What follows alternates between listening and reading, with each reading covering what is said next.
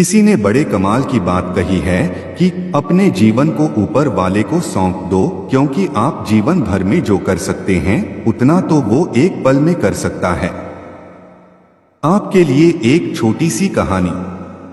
यह कहानी महाभारत के युद्ध के प्रारंभ होने से पहले युद्ध भूमि को तैयार किया जा रहा था।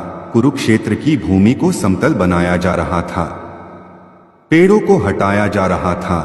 उस युद्ध भूमि का मुआयना करने के लिए एक दिन पहले निरीक्षण करने के लिए भगवान श्री कृष्ण और उनके मित्र धनुर्धर अर्जुन पहुंचे। वो मुआयना कर रहे थे, देख रहे थे तैयारी किस तरीके से चल रही है। तभी एक चिड़िया उड़ती उड़ती आई और भगवान श्री कृष्ण के पास आकर के बोली कि भगवान, मुझसे क्या गलती हो गई? मेरी दुनिया आपने उजाड़ दी। यहाँ युद्ध भूमि को तैयार किया जा रहा है, पेड़ों को गिराया जा रहा है।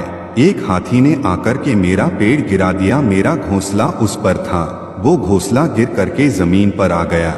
उसमें नन्हे नन्हे बच्चे हैं। हमारी जान बचा लीजिए भगवान, अब सब कुछ आपके हवाले है।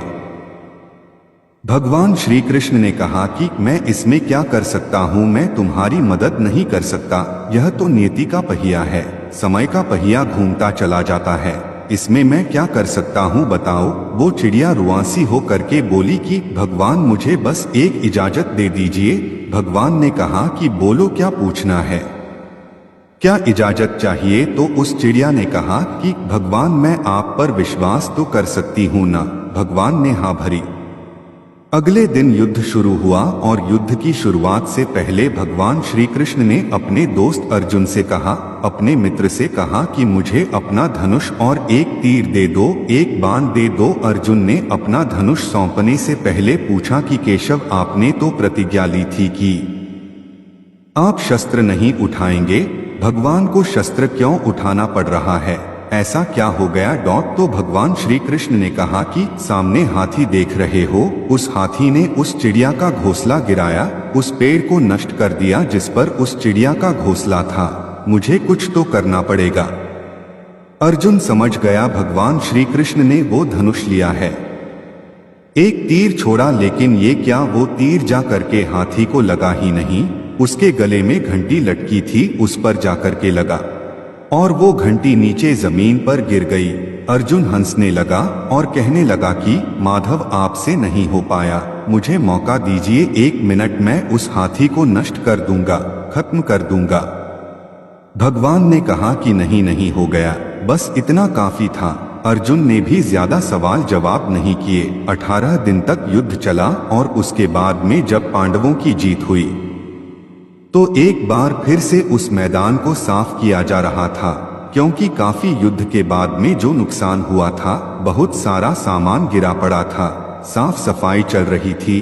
भगवान श्री कृष्ण एक बार फिर से अपने दोस्त, अपने मित्र अर्जुन के साथ में उसी भूमिका करने के लिए निकले और अर्जुन से कहा कि एक काम कीजिए, मेरे रथ से उतरिए और जाकर के नीचे वो जो घंटी रखी है उसको हटा दीजिएगा। अर्जुन चौंक गया कि हमने युद्ध जीत लिया है, हम इतने महान बन चुके हैं और यह मुझे एक घंटी उठाने के लिए युद्ध भूमि की साफ सफाई करने के लिए कह रहे हैं। लेकिन जानता था भगवान है, कुछ भी कह सकते हैं।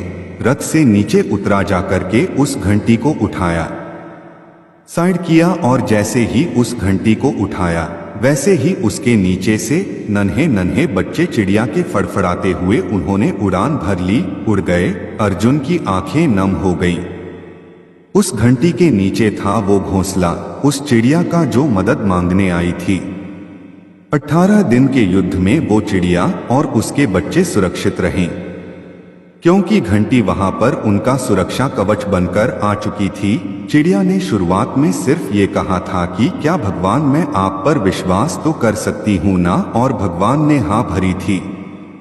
कहानी बहुत छोटी है, लेकिन हमें सिखाती है कि दुनिया में हमारे सामने चाहे जो परिस्थिति आ जाए, एक काम कीजिएगा, अपने जीवन को ऊपर वाले को सौंप दीजिएगा, क्योंकि आप जीवन भर में जितना कर सकते हैं उससे कहीं ज्यादा तो वो एक पल में कर सकता है।